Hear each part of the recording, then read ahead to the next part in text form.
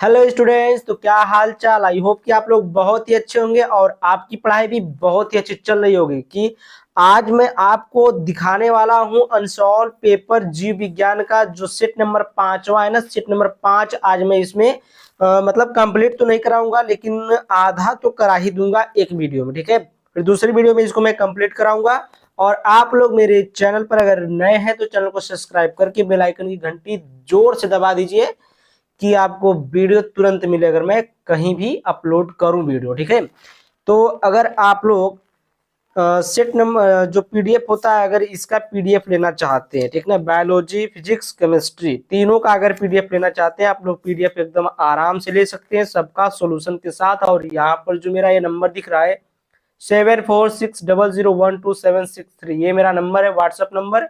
यहाँ पर आप लोग को व्हाट्सएप करना है सिर्फ 100 रुपीज में 5 साल का केमिस्ट्री का सॉल्यूशन पेपर, केमिस्ट्री का 5 साल का, फिजिक्स का 3 साल का, बायोलॉजी का 2 साल का आपको पूरा हल मिलेगा, ठीक है। बायोलॉजी का 1 ही साल का मिलेगा। तो यहाँ पर देखिए आपका सेट नंबर 5 है और ये 348 के इसका कोड नंबर है, ठीक है। 2024 का पेपर है। अब हम लोग चलते हैं इसके क्वेश्चन पर और देखते हैं क्या है। तो यहाँ पर देखिए प्रश्न नंबर पहला का क है। पहले तो ये निम्नलिखित में से किसकी मौजूदगी के कारण परागकण परागकण जीवाश्म के रूप में अच्छी तरह संरक्षित होते हैं। तो किसके मौजूदगी के कारण? स्पोरोपालेनिन। स्पोरोपालेनिन के मौजूदगी के कारण जो होते हैं आपके जीवाश्म के रूप में अच्छी तरह से जो परागकण होते हैं संरक्षित रहते हैं, ठीक है। निम्न में किसने प्रतिपादित किया कि जीवन का विकास अंगों के उपयोग और अनुप्रयोग के कारण हुआ है? तो किसने प्रतिपादित किया था? तो ये आपके हैं लैमार्क। लैमार्क का नाम सुने ही होंगे।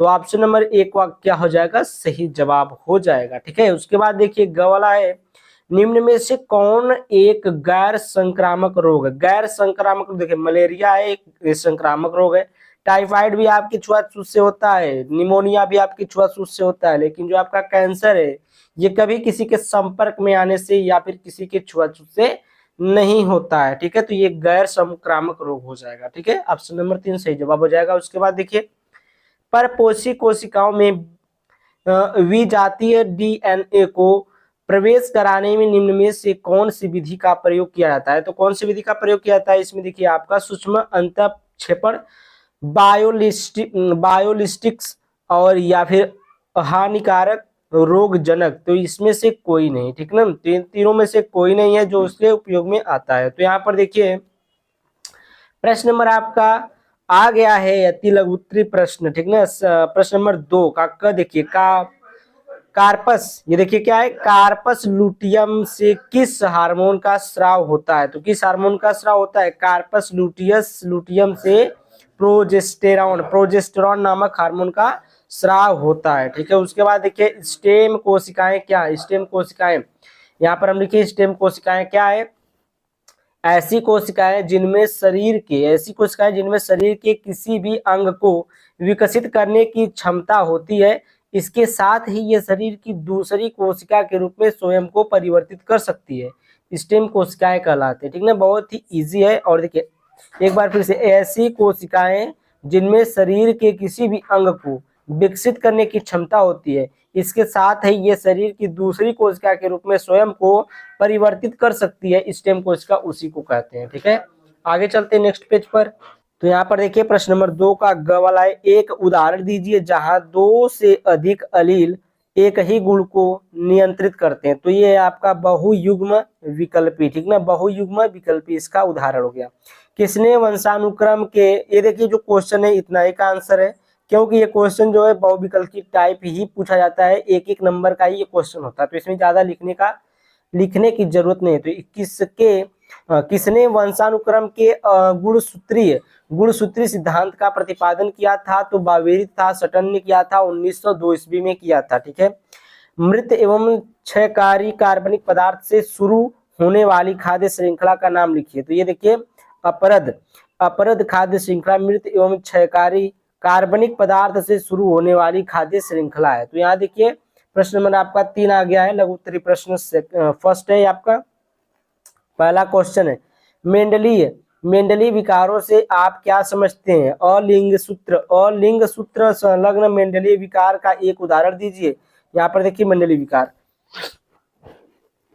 कह रहा है कि एकल जीन में रूपांतरण या परिवर्तन द्वारा उत्पन्न हो तो एकल जीन में रूपांतरण या उत्परिवर्तन द्वारा उत्पन्न होता है, जिसके परिणाम स्वरूप परिवर्तित प्रोटीन की अभिव्यक्ति हो सकती है या कुछ प्रोटीन की अभिव्यक्ति नहीं हो सकती है। उदाहरण यहाँ पर देखिए हीमोफीलिया है, वर्णांधता है आदि, थैलेसेमिया है, ठीक ना। ये सब जो आपके हैं इसके आपके एग्जाम्पल है, ठीक ना, संलग्न के।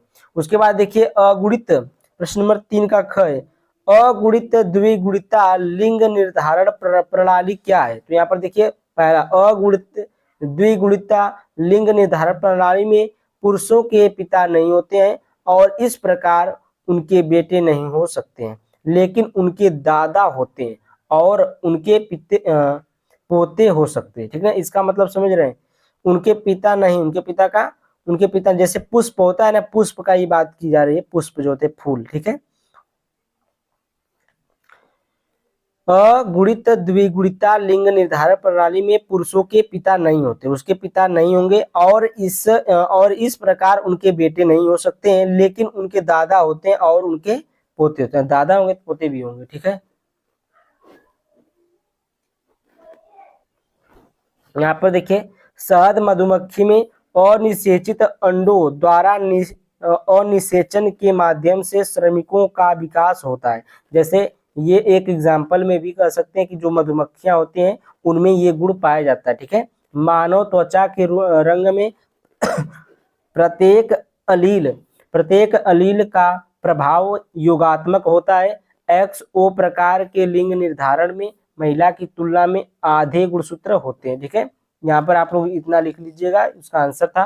प्रश्न नंबर 3 का ग है, जैव सूचना विज्ञान पर टिप्पणी लिखिए। जैव सूचना विज्ञान देखिए सेट नंबर 2 348 GH में प्रश्न नंबर 6 के घ का दूसरा देखिए। इसमें आप लोग इसमें एक बार हम लोग इसको पढ़ चुके हैं। प्रश्न नंबर 3 का जो घ था इसमें एक बार उसको हम लोग पढ़ चुके हैं, ठीक है। यहाँ पर देखिए 3 का घ आ गया।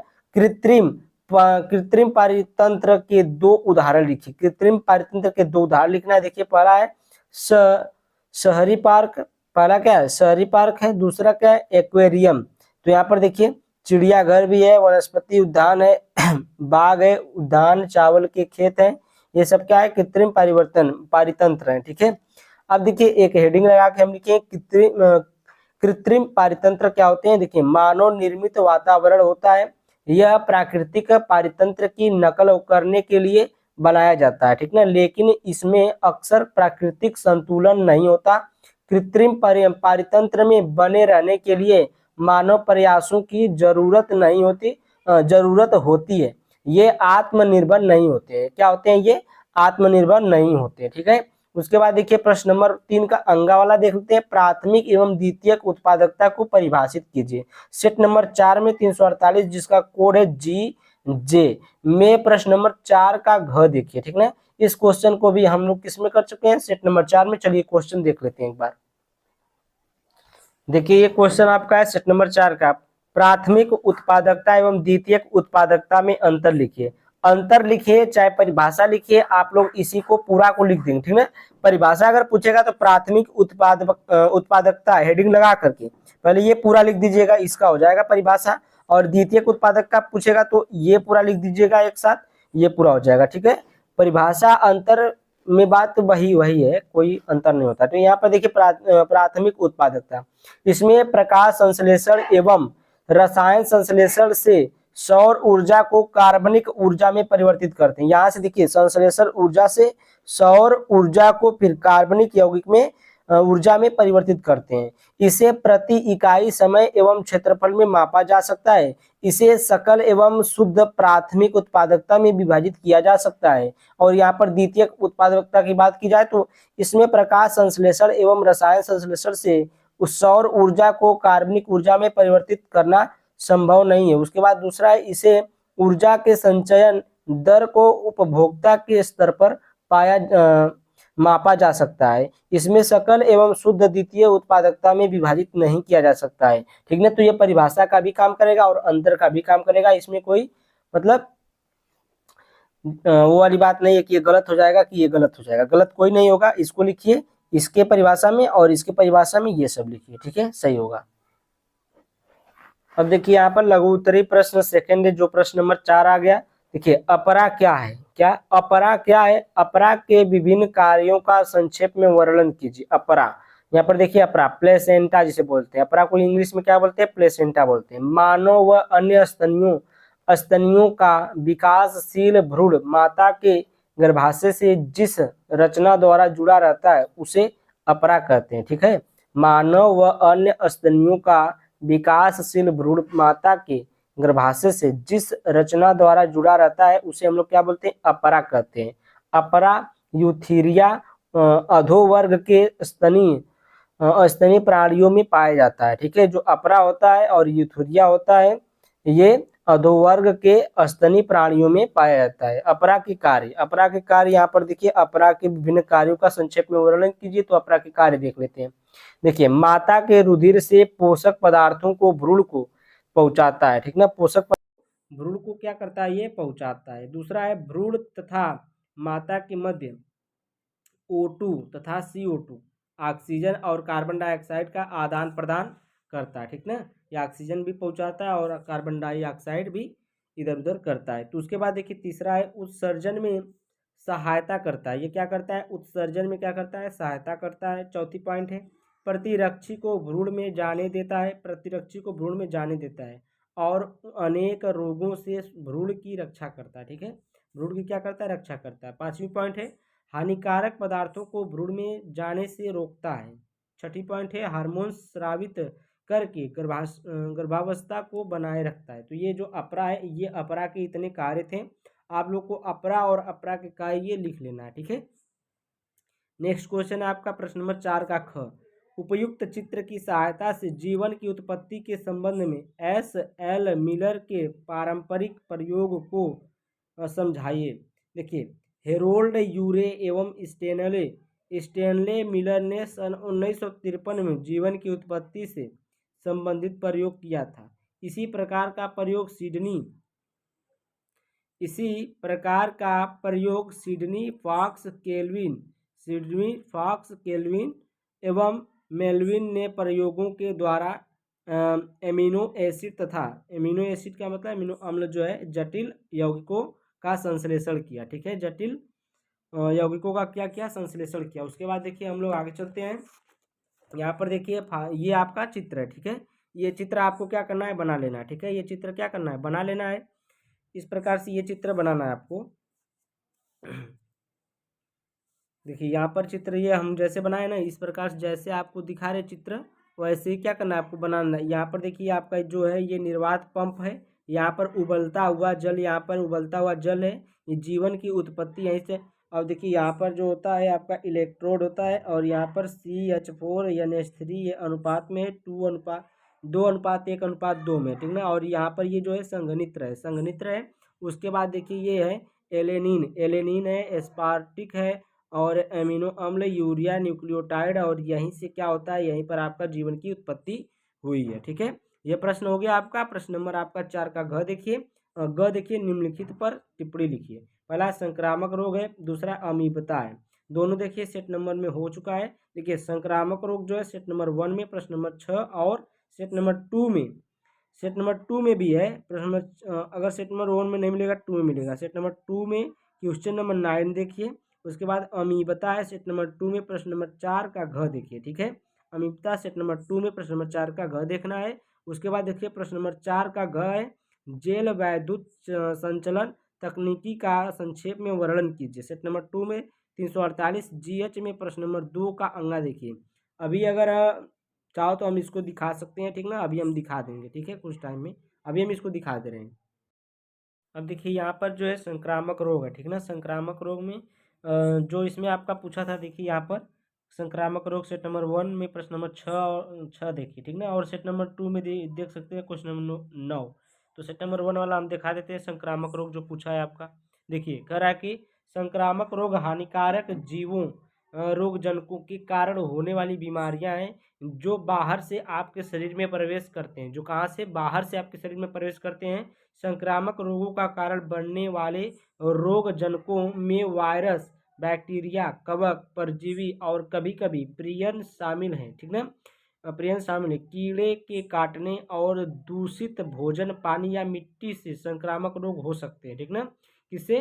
कीड़े के काटने से हो सकते हैं, दूषित भोजन, पानी, मिट्टी से संक्रामक रोग आपके होते हैं। ठीक है, उसके बाद देखिए इसमें क्या है, अमीबता है सेट नंबर 2 में, प्रश्न नंबर 4 का घ देखिए। ठीक है, चलते हैं हम वहाँ पर। अब यहाँ पर देखिए क्वेश्चन, न्यूमोनिया और अमीबता के लक्षण लिखिए। अमीबता के लक्षण लिखिए चाहे अमीबता लिखिए, ठीक ना, बात एक ही है। तो यहाँ पर देखिए यह बड़ी आंत का संक्रमण रोग संक्रमण होता है, इसके लक्षण निम्न। तो जो अमीबता होता है इसके बारे में आप लोग लिख लीजिएगा कि यह बड़ी आंत का संक्रमण होता है। ठीक है, और इसके क्या क्या लक्षण, ये भी दस्त, कब्ज, पेट में ऐंठन हो जाता है। इसके कारण, किसके कारण? अमीबता के कारण क्या होता है? दस्त होती है, कब्ज होता है और पेट में ऐंठन हो जाती है। ऊपरी पेट में कोमलता आती है और बुखार में सिर दर्द होता है, बुखार होता है, सिर दर्द होता है, मतली और उल्टी भ्रम जैसे लगता है। ठीक है, ये सब क्या अमीबता के लक्षण या अमीबता के बारे में आप लोग इतना लिख देंगे तो बहुत हो जाएगा। उसके बाद देखिए आपका प्रश्न नंबर 4 का घ है, कह रहा है कि जेल वैद्युत संचलन तकनीकी का संक्षेप में वर्णन कीजिए। सेट नंबर 2 में 348 जीएच में। प्रश्न नंबर 2 का अंगा देखिए। प्रश्न नंबर 2 का अंगा देख लेते हैं हम लोग। देखिए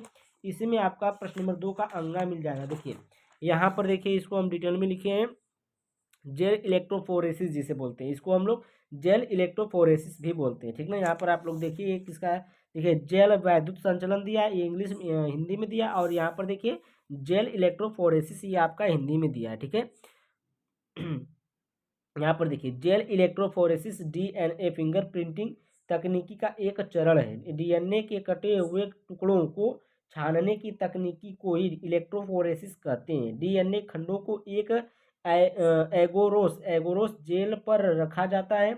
यह वास्तव में जेलेटिन की पतली पट्टी है, इसमें विद्युत धारा प्रवाहित की जाती है।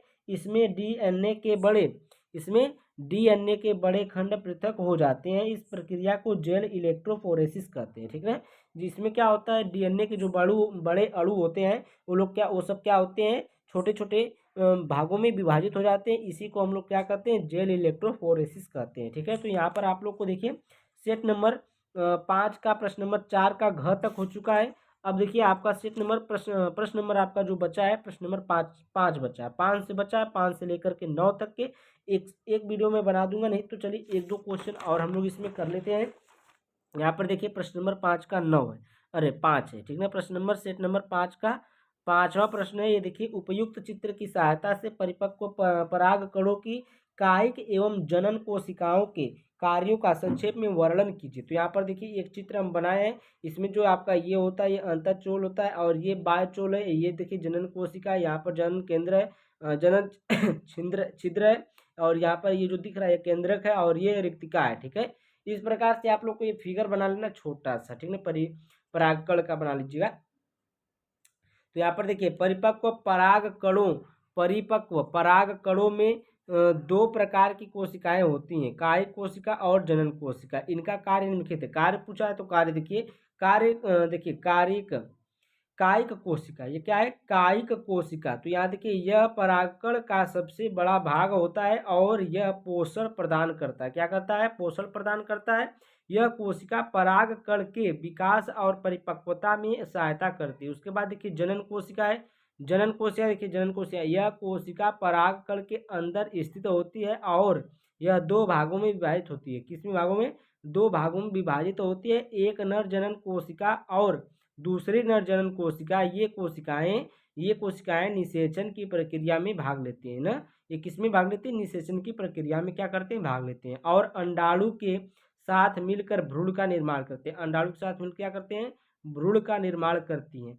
तो देखिए परिपक्व पराग कणों की कायिक कोशिका पोषण प्रदान करती है और जनन कोशिका निषेचन की प्रक्रिया में भाग लेती है। ठीक है, जो आपकी जनन कोशिका होती है वो क्या करती है, निषेचन की प्रक्रिया में भाग लेती है। उसके बाद देखिए इसका स्क्रीनशॉट आप लोग ले लीजिएगा। ठीक है, सबका स्क्रीनशॉट लेकर के अच्छे से नोट्स बनाइएगा ताकि अच्छे से पढ़ सकें और अच्छा नंबर आ सके। तो यहाँ पर देखिए प्रश्न नंबर 5 का ख है, अनुकूली विकिरण क्या है, उदाहरण सहित वर्णन कीजिए। अनुकूली विकिरण हेडिंग है एक एक स्थान विशेष भू भौगोलिक, जिसको बोलते हैं जियोग्राफिकल, ठीक है, भाग में विभिन्न जातियों के विकास की क्रिया एक स्थल से आरंभ होकर अन्य भू भौगोलिक भागों तक फैल जाने को अनुकूली विकिरण कहते हैं, ठीक ना। इसमें भू भौगोलिक भागों में तक ये क्या होती है, बहुत ज़्यादा फैल जाते हैं, उसी फैलने की प्रक्रिया को हम लोग अनुकूली विकिरण कहते हैं। उदाहरण देखिए, इसका उदाहरण एक पक्षी डार्विन फिंच की चोंच का है, ठीक है। उसमें देखिए डार्विन फिंच की चोंच जो होती है कैसी होती है, देखिए जब चार्ल्स डार्विन गैलापैगोस द्वीप पहुँचे तब उन्होंने एक छोटी काली चिड़िया का अध्ययन किया। वह इसकी 13 जातियां देखी, ठीक है, 13 प्रकार की इनकी प्रजातियां थी जो देखी, जो दुनिया के और किसी भाग में नहीं मिलती थी, ठीक ना, दुनिया के किसी भाग में नहीं मिलती है। इन सभी फिंच की चोंच अलग अलग प्रकार की थी। इसकी एक जाति अपनी चोंच से वृक्ष की छाल में छेद कर लेती थी, परंतु छिद्र के अंदर से कीटों को नहीं निकाल पाती थी। अतः यह चोंच से एक कांटे को पकड़कर, ये चोंच से कांटा पकड़कर, ठीक है, कांटे को पकड़कर उसकी सहायता से कीट को निकालती थी। उसकी सहायता से कीट को निकालती थी। इन सभी चिड़ियों में बाहरी तौर पर विभिन्नता थी, पर यह सभी फिंच जाति की थी, जिनका मूल निवास दक्षिण अमेरिका था, ठीक है, इनका मूल निवास क्या था, दक्षिण अमेरिका था। अब देखिए इसमें का प्रश्न नंबर आपका है, प्रश्न नंबर 5 का ग है। तो यहाँ से हम लोग अब नेक्स्ट वीडियो में करा देंगे, ठीक है। यहाँ तक आप लोग स्क्रीनशॉट ले लीजिएगा सबका और बढ़िया से नोट्स बना लीजिएगा, ठीक है।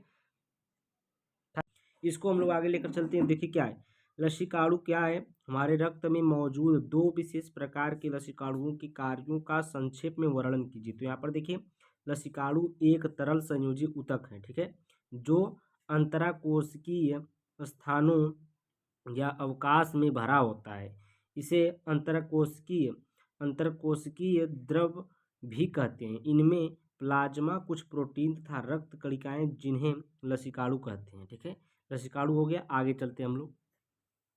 अब यहाँ पर यह रंगहीन द्रव होता है जिसमें बहुत कम प्रोटीन होते हैं, ठीक ना। जो आपके लसीकाणु होते हैं ये क्या होते हैं, रंगहीन द्रव होते हैं, ठीक है, जिसमें क्या होता है, बहुत कम क्या होता है, प्रोटीन होते हैं। अब देखिए इसमें एक और है, लसीकाणु 2 तरह के होते हैं। क्या होते हैं, लसीकाणु जो होते हैं कितने प्रकार के होते हैं, 2 प्रकार के होते हैं। कौन से, बी लसीकाणु और एक टी लसीकाणु। इनके कार्य देखते हैं। देखिए बी लसीकाणु क्या है, ये कोशिकाएं शरीर में प्रवेश करने वाले विषाणु और जीवाणु जैसे रोगजनकों से लड़ने के लिए एंटीबॉडी नामक प्रोटीन बनाती है।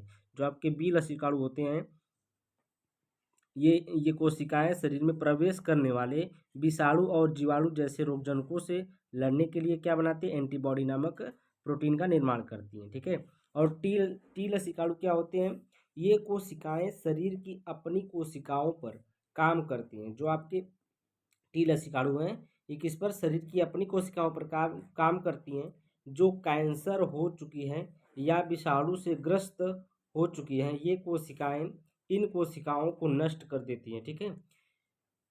कैंसर हो चुकी हो या फिर विषाणु से ग्रस्त हो चुकी हो, इन कोशिकाओं को क्या करती हैं, ये टी लसीकाणु जो होते हैं ये क्या करते हैं, इनको नष्ट करते हैं, ठीक है। तो यहाँ पर देखिए दिख नहीं रहा था, देख लीजिएगा, ठीक है। आगे चलते हैं हम लोग। देखिए प्रश्न नंबर 5 का घ है, पुनर्योगज डीएनए निर्माण के विभिन्न चरणों का संक्षेप में वर्णन कीजिए। तो इसे देखिए, इसे जेनेटिक इंजीनियरिंग या आनुवंशिक अभियांत्रिकी भी कहा जाता है, ठीक है।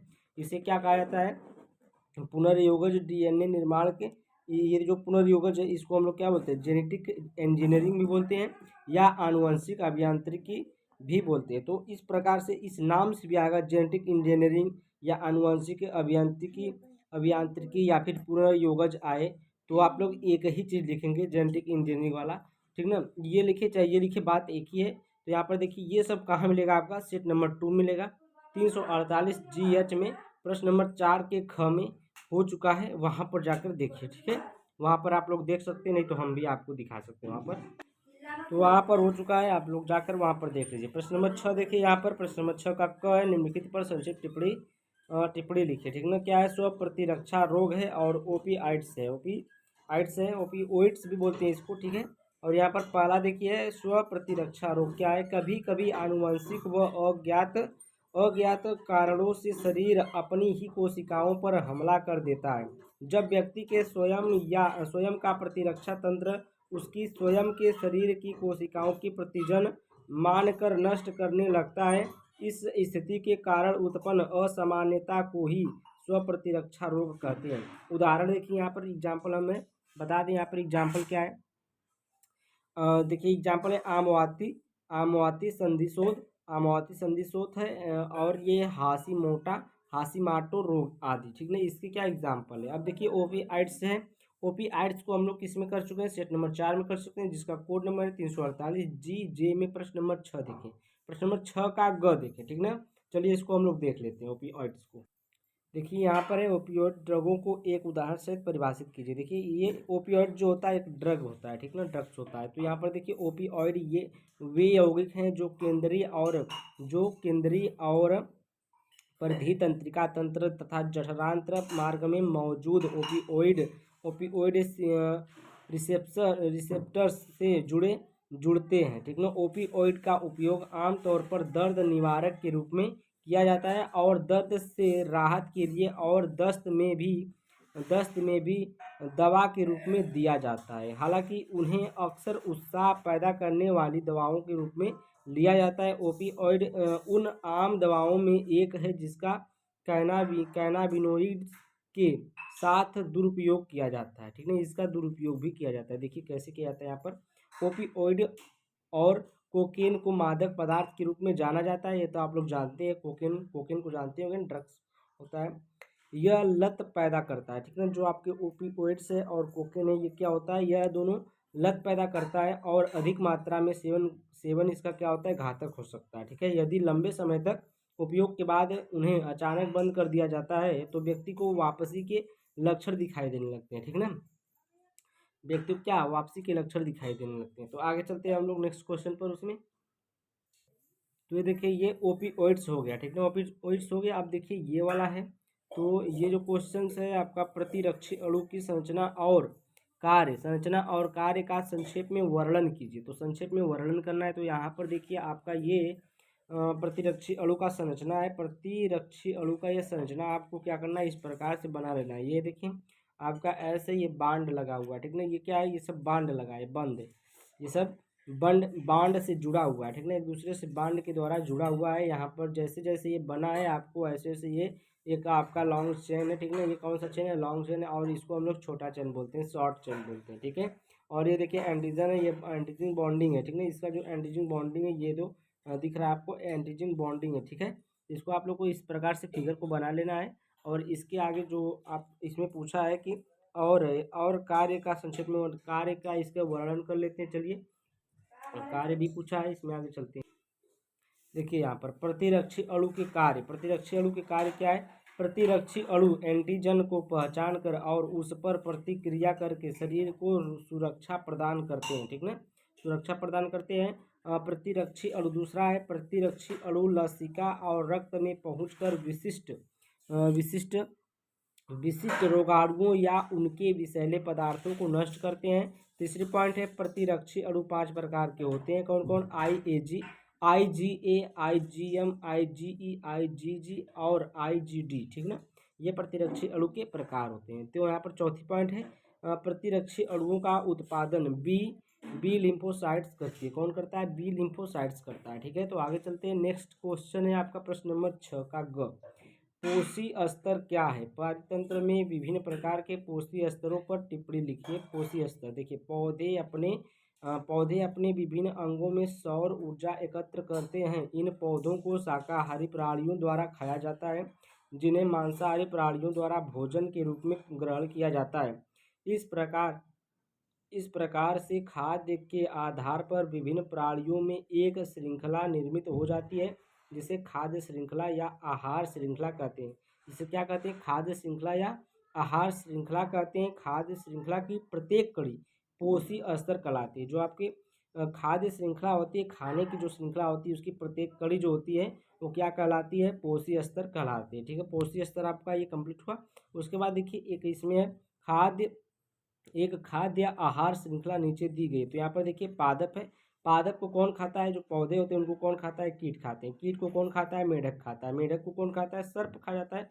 और सर्प को कौन खाता है, चील या पक्षी खाते हैं। ठीक है, अगर वही चील पक्षी मर जाते हैं तो फिर उन लोगों को कीट खा जाते हैं, कीड़े खाते हैं। ठीक है, उसके बाद देखिए उपरोक्त वर्णित खाद्य श्रृंखला में 5 पद कड़ियाँ, ये जो पद आपके दिए हैं ना, ये कड़ियाँ इसी को बोलते हैं, कड़ियाँ है।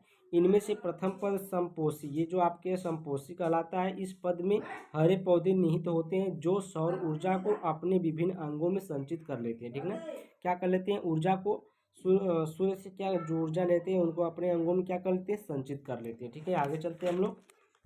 आगे देखिए है कि द्वितीय पोषी स्तर में शाकाहारी प्राणी आते हैं, इसे प्रथम परपोषी स्तर कहते हैं। जो आपके द्वितीय पोषी जो शाकाहारी थे, जो कीट थे, जो कीट थे, ठीक ना, वो क्या होते हैं, शाकाहारी होते हैं। ठीक ना, परपोषी स्तर कहते हैं उसे।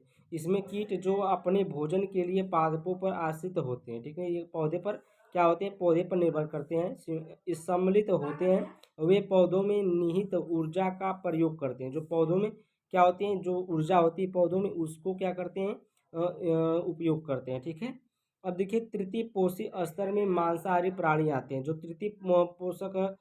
तृतीय पोषी था स्तर, उसमें कौन कौन आते हैं, मांसाहारी, मेढक, शेर, बाघ आदि। ये सब क्या करते हैं, अपने मतलब जानवरों को खा करके या फिर किसी जीवित चीज को खा करके अपने भूख को मारते हैं। ठीक है, ऊर्जा जो कीटों अथवा अन्य शाकाहारियों में निहित होती है, मांसाहारियों में स्थानांतरित हो जाती है। ठीक ना, किसमें, मांसाहारी में स्थानांतरित हो जाते हैं। तृतीय, ये देखिए सर्प को चतुर्थ पोषी स्तर में रखा जाता है, जो ऊर्जा प्राप्ति के लिए मेढक का भक्षण करता है। ठीक ना, जो आपका सर्प था वो किस में आता है, चतुर्थ पोषी स्तर में आता है, जो आपके मेढक उड़क खाते हैं। ठीक ना, उसका भक्षण करता है। उसके बाद देखिए प्रश्न नंबर 6 का घ है, अपघटन पर एक संक्षिप्त टिप्पणी लिखिए। अपघटन देखिए ये सेट नंबर 4 में 348 जी जे में प्रश्न नंबर 3 का क देखें। ठीक है, इसमें हो चुका है, चलिए हम लोग एक बार देख लेते हैं उसको।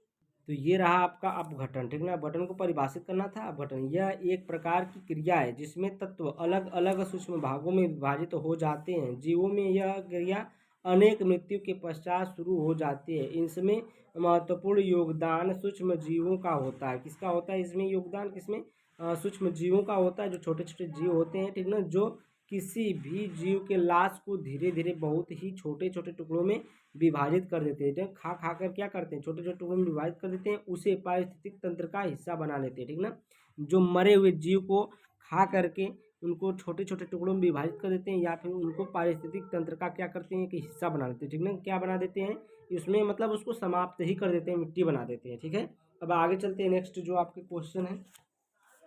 तो यहाँ पर देखिए आपका ये हो गया, अब ये हो गया, तो हम लोग आगे चलते हैं थोड़ा सा। देखिए यहाँ पर देखिए अपघटन हो गया। ठीक ना, उसके बाद देखिए परागकण के परजीवी अजीवी एवं जीवी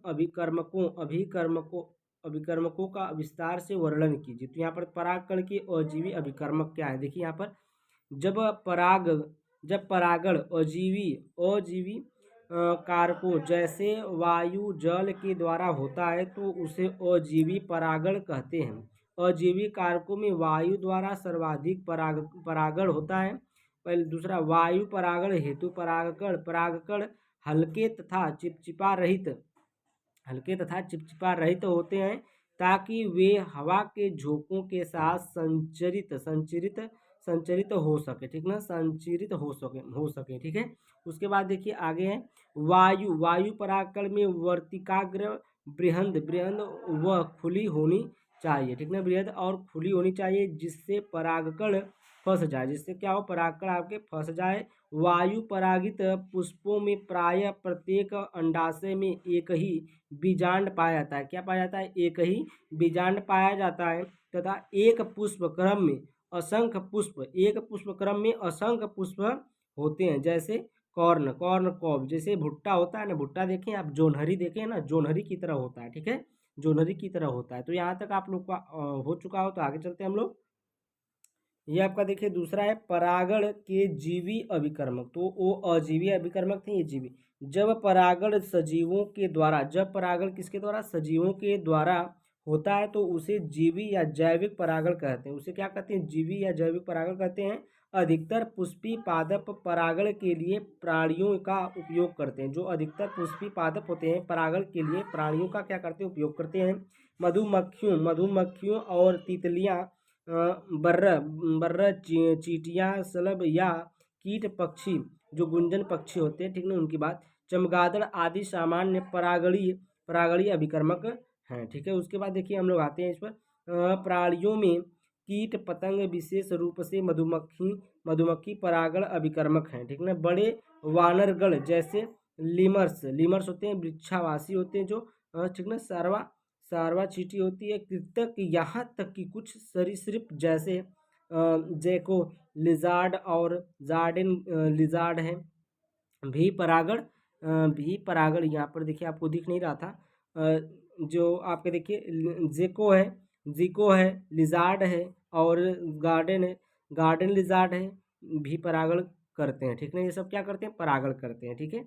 आगे चलते हैं हम लोग प्रश्न नंबर 7 का। अथवा देखिए प्रश्न नंबर 7 का अथवा देखिए, निम्नलिखित पर संक्षिप्त टिप्पणी लिखिए। निम्नलिखित पर क्या करना है, संक्षिप्त टिप्पणी लिखना है। तो यहाँ पर देखिए कृत्रिम संकरीकरण, ठीक है, कृत्रिम संकरीकरण है। और ये दूसरा आपका है त्रिसंलयन। तो पहला हम लोग कृत्रिम संकरीकरण देखते हैं। दो भिन्न प्रजातियों के मध्य संकरण ये कृत्रिम परागण करवाकर नई पादप जातियों के निर्माण की प्रक्रिया कृत्रिम संकरीकरण कहलाती है, ठीक ना, कृत्रिम संकरीकरण कहलाती है। उसके बाद देखिए इसमें क्या कहा है, दो विभिन्न प्रजातियों के मध्य संकरण करवाकर नई पादप जातियों के निर्माण की प्रक्रिया को हम लोग क्या कहते हैं, कृत्रिम संकरीकरण कहते हैं, ठीक है। कृत्रिम संकरीकरण में वांछित लक्षणों वाली पादप प्रजातियों का चयन किया जाना चाहिए।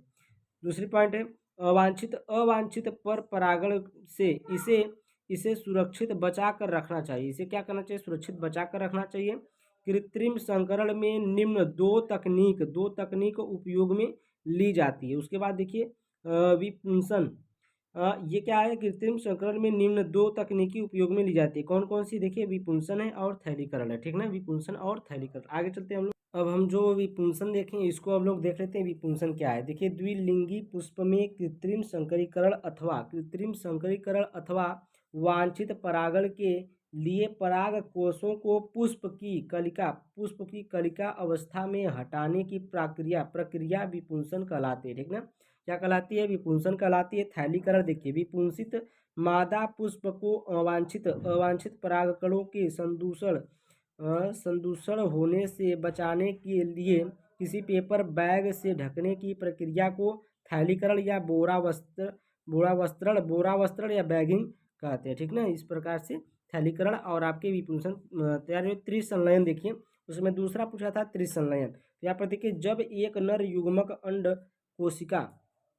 कोशिका से तथा दूसरा नर युग्मक द्वितीय केंद्रक से संयोजन करके त्रिगुणित प्राथमिक भ्रूणपोष बनाता है, 3 केंद्रकों का यह संलयन त्रिसंलयन कहलाता है। आवृत्तिबीजी पौधों में युग्मक संलयन तथा त्रिसंलयन को सम्मिलित रूप से द्विनिषेचन कहते हैं, ठीक ना। ये आपका यहाँ तक कंप्लीट हुआ प्रश्न नंबर 7।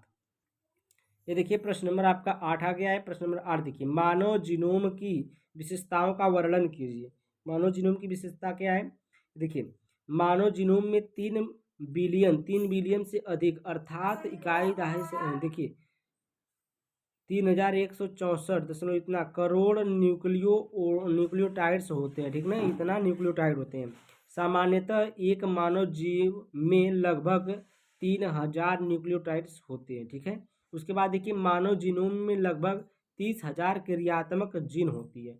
जो क्रियात्मक जो जीन होती है कितनी होती है, 30,000 होती है। मानव जीनोम का केवल 2% भाग ही प्रोटीन कोडिंग से संबंधित है। जो आपका प्रोटीन कोडिंग है उससे आपका जो मानव जीनोम का कितना भाग है, 2% भाग ही किससे संबंधित है, प्रोटीन कोडिंग से संबंधित है। उसके बाद देखिए इसके बारे में अधिक जानने के लिए सेट नंबर 2 348 GH में प्रश्न नंबर 9 का एक देखें, ठीक ना।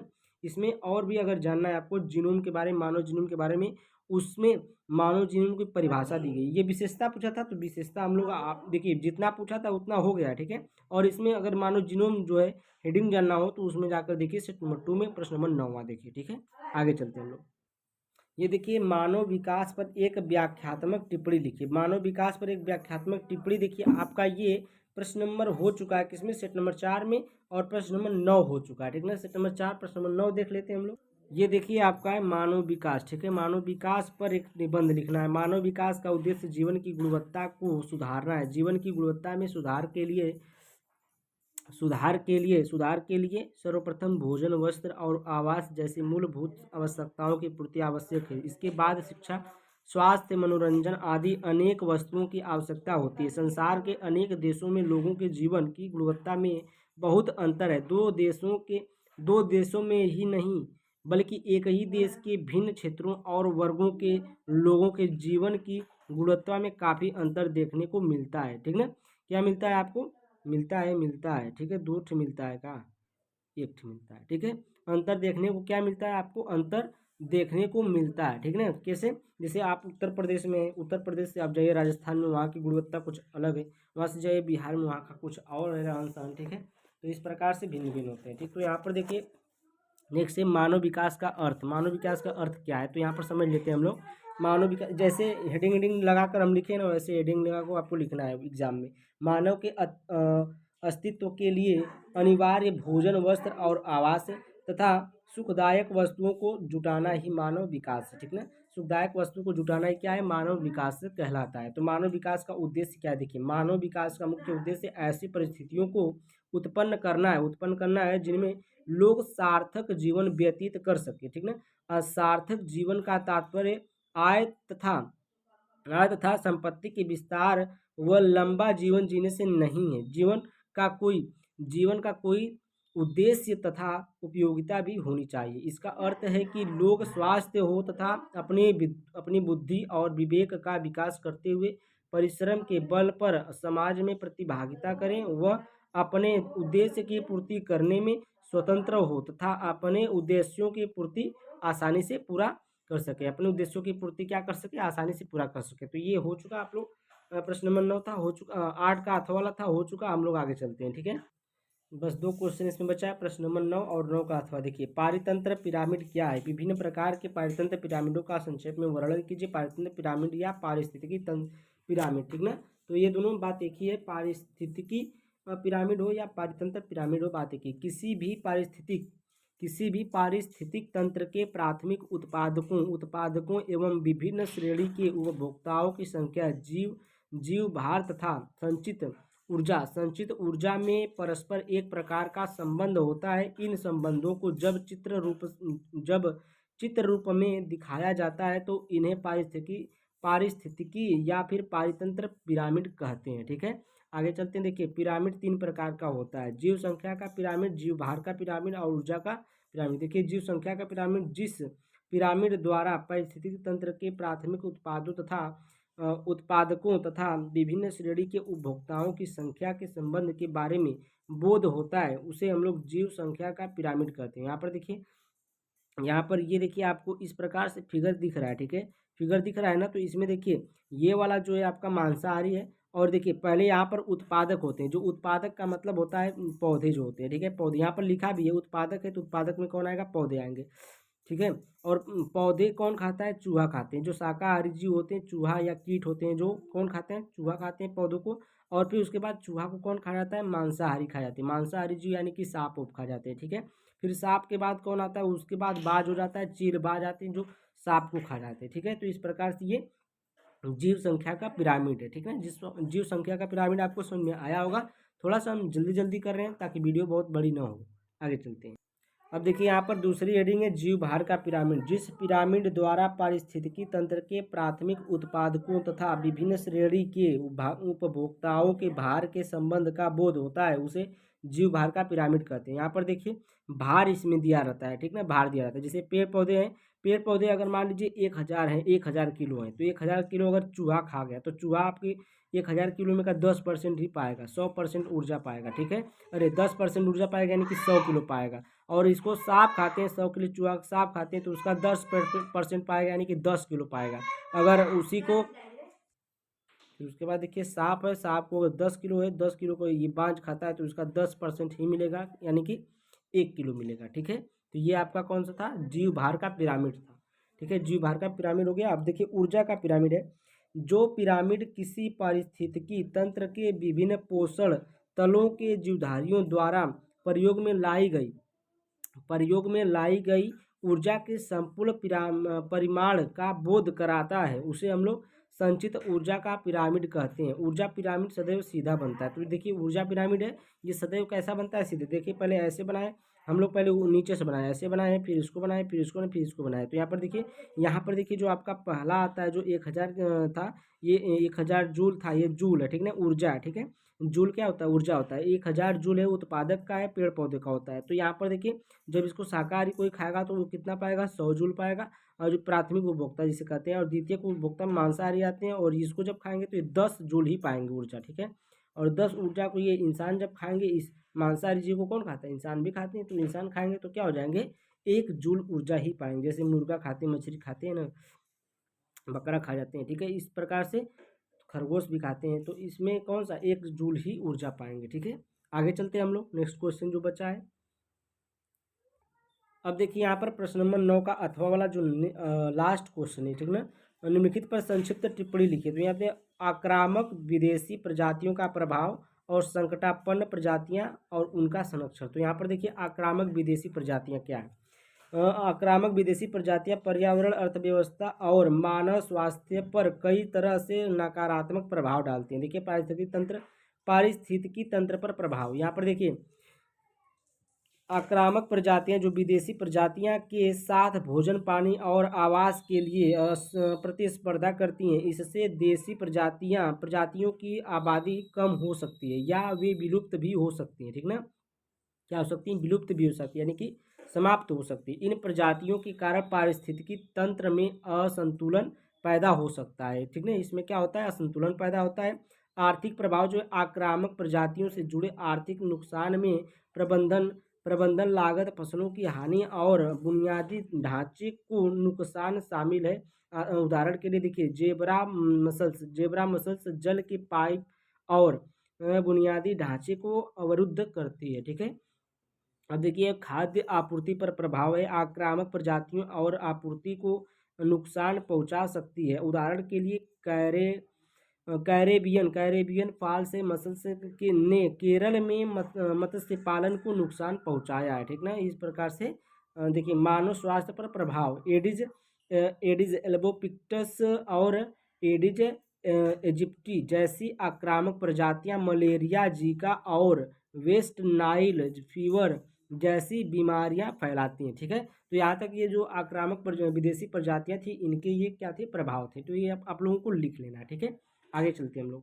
ये देखिए आपका लास्ट क्वेश्चन है, संकटापन्न प्रजातियां और उनका संरक्षण। देखिए संकटापन्न प्रजातियां वे जंतु जिनकी संख्या एक निर्धारित स्तर से कम होती जा रही है और वे विलुप्त तो हो सकते हैं, संकटापन्न जंतु कहलाते हैं या प्रजातियां कहलाती हैं, ठीक है। तो ये आप लोग लिख लीजिए। ऐसे प्रजातियों के उदाहरण काला हिरन हो गया। काला हिरन अभी कहीं नहीं दिखने को मिल रहा है। मगरमच्छ की जो मगरमच्छ हैं भी कम होते जा रहे हैं। भारतीय जंगली बाघ जो गधा होता है, भारतीय जंगली गधा जो होता है, ये भी कम होते जा रहे हैं। भारतीय गैंडा जो है भी लायन टेल्ड मकाक ये भी कम होते जा रहे हैं। संगई मणिपुर में भाव का हिरण, ठीक ना, मणिपुर में जो भाव का हिरण होता है वो भी क्या होता है, कम होता जा रहा है, ठीक है। संरक्षण देखिए, संरक्षण के लिए हम लोग क्या करते हैं, संकटापन्न प्रजातियों का संरक्षण करने के लिए कई तरह के उपाय किए जाते हैं। पहला है संकटापन्न प्रजातियों के लिए पुनर्प्राप्ति योजनाएं बनाना और उन्हें लागू करना, ठीक है। उन प्रजातियों की स्थिति पर निगरानी रखना और उनका मूल्यांकन करना। तीसरा है राज्यों और जनजातियों को इन प्रजातियों के संरक्षण के लिए अनुदान देना। उसके बाद चौथा है आपका इन प्रजातियों के संरक्षण के लिए दूसरे देशों के साथ समझौते करना। इन प्रजातियों के बारे में वैज्ञानिक अनुसंधान को बढ़ावा देना, ठीक ना। पांचवा पॉइंट छठी पॉइंट है इन प्रजातियों के संरक्षण के लिए सुरक्षित बंदरगाह समझौते करना, इन प्रजातियों के संरक्षण के लिए गैर सरकारी संगठनों और निजी नागरिकों के साथ मिलकर काम करना। ठीक है, इस प्रकार से ये आपका प्रश्न नंबर 9 का अथौला था, जो आपका ये आपका जो सेट नंबर 5 था पूरा कंप्लीट हुआ, पूरा समाप्त हुआ। ठीक है ना, 2 ही वीडियो में इसको हम समाप्त किए हैं।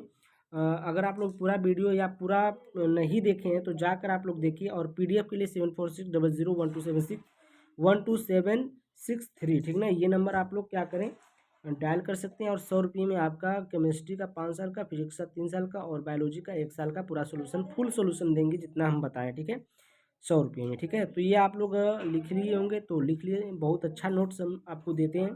Thank you, bye bye for watching my video. Like करें, चैनल को सब्सक्राइब करके जाइएगा।